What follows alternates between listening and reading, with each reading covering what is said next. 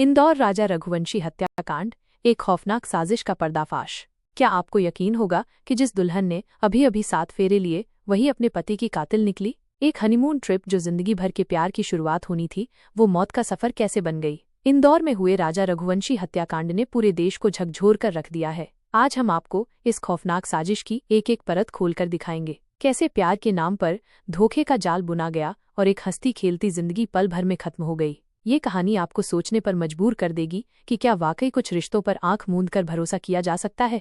इस वीडियो में हम जानेंगे कि कैसे इस सनसनीखेज कत्ल की गुत्थी सुलझी और कौन कौन से राज बाहर आए। इसे आखिर तक देखना न भूलें।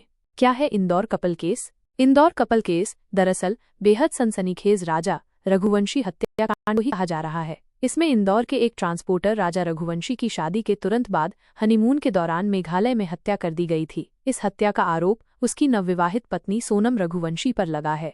मामले के मुख्य किरदार मृतक राजा रघुवंशी 29 साल, मुख्य आरोपी पत्नी सोनम रघुवंशी 24 साल, कथित प्रेमी मुख्य साजिशकर्ता राज कुशवाहा 20 साल, किराए के हत्यारे आकाश राजपूत 19, विशाल सिंह चौहान 22 और आनंद कुर्मी।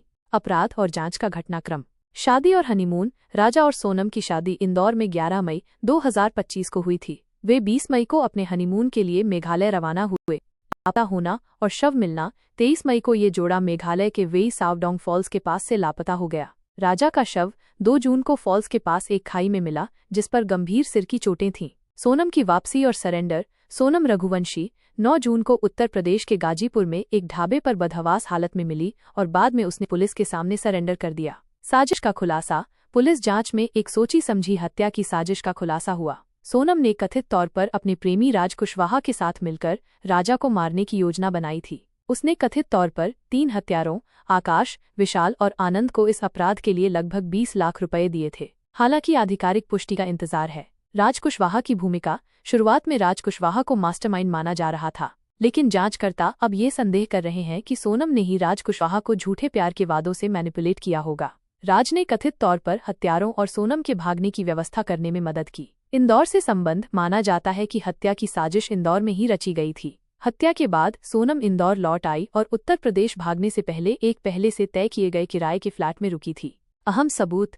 सोनम का इकबालिया बयान। सोनम ने कथित तौर पर अपने पति की हत्या की साजिश रचने की बात कबूल कर ली है। मंगलसूत्र और अंगूठी। सोनम का मंगलसूत्र और अंगूठी, जो मेघालय के होमस्टे में मिले थे, ने पुलिस के संदेह को बढ़ाया और केस सुलझाने में मदद की। सीसीटीवी फुटेज और चैट रिकॉर्ड। सोनम की कथित हत्यारों के साथ सीसीटीवी फुटेज और चैट रिकॉर्ड भी सबूत का हिस्सा हैं। वित्तीय लेन देन। हत्यारों को किए गए भुगतान कथित तौर पर सोनम के चचेरे भाई जितेंद्र रघुवंशी के खाते से किए गए थे, जो संभावित हवाला लिंक के संदेह को बढ़ाता है। परिवार के दावे और वर्तमान स्थिति।